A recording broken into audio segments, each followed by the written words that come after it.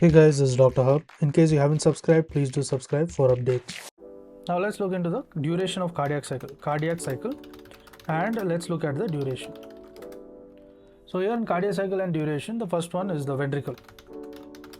So here in the ventricle, the systole and the diastole is 0.3 and 0.5 respectively. So systole is S is 0.3, diastole being 0.5. So the total it amounts to 0.8.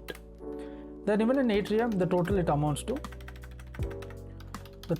will amount to 0.8, and here it is the systole being 0.1, and the diastole, if you see, the diastole is about 0.7 and the systole 0.1. so again total it amounts to 0.8. To learn and grow daily like this, please do subscribe.